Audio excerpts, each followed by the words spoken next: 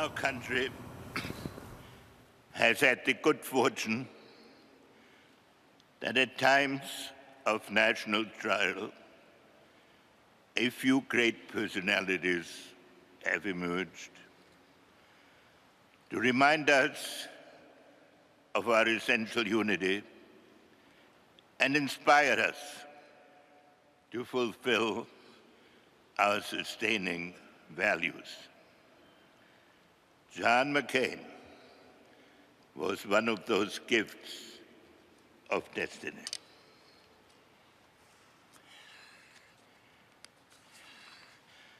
I met John for the first time in April 1973 at a White House reception for prisoners returned from captivity in Vietnam.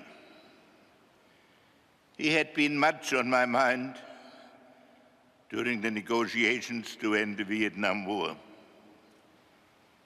Partly also because his father, then Commander-in-Chief of the Pacific Command, when briefing the President, answered references to his son by saying only, "I pray for him." In the McCain family, national service was its own reward. They did not allow for special treatment. I thought of that when his Vietnamese captors, during the final phase of negotiations, offered to release John so that he could return with me on the official plane that had brought me to Hanoi. Against all my instincts, I thanked them for their offer, but refused it. I wondered what John would say when we finally met. His greeting was both self-effacing and moving. "Thank you for saving my honor." He did not tell me then, or ever, that he had had an opportunity to be freed years earlier, but had refused, a decision for which he had to endure additional periods of isolation and hardship. Nor did he ever speak of his captivity again during the near half-century of close friendship. John's focus was on creating a better future. As a senator, he supported the restoration of relations with Vietnam, helped bring it about on a bipartisan basis in the Clinton administration, and became one of the advocates of reconciliation with his erstwhile enemy. Honor was John's lodestar. It is an intangible quality. It is not obligatory. It has no written code. It reflects an inward compulsion, free of self-interest. It fulfills a cause, not a personal ambition. It represents what a society lives for beyond the necessities of the moment. Law makes life possible. Honor ennobles it. For John, it was a way of life. John returned to an America divided over its presidency, divided over the war. Amidst all the turmoil and civic unrest, divided over the best way to protect our country and over whether it should be respected for its power or its ideals. John came back from the war and declared that this is a false choice.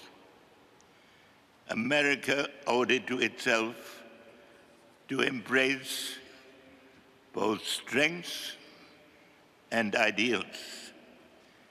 In decades of congressional service, ultimately as chairman of the Senate Armed Services Committee, John was an indefatigable exponent of an America strong enough to vindicate its purpose.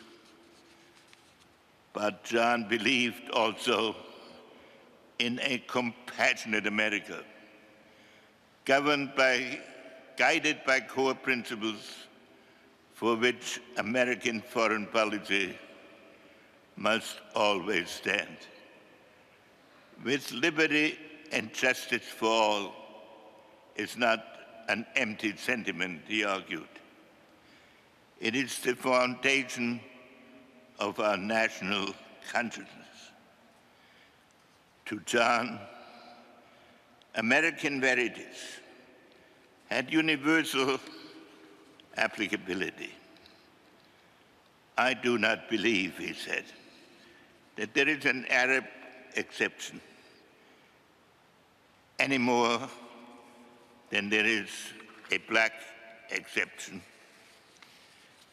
or an Asian or Latin exception. He warned against the temptation of withdrawal from the world.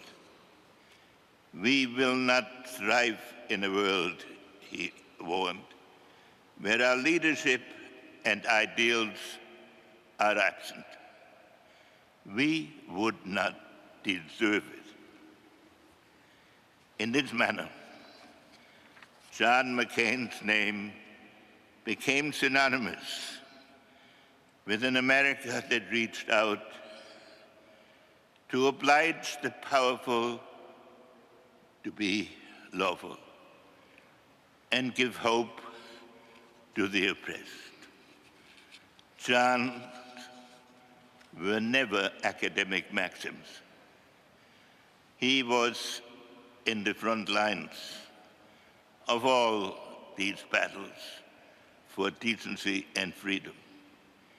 He was an engaged warrior, fighting for his causes with ebullience, with courage, and with humility to the limit of the feasible, and sometimes miraculously, even beyond it. John was all about hope. In a commencement speech at Ohio Wesleyan University, John summed up the essence of his engagement of a lifetime. No one of us, if they have character, leaves behind a wasted life.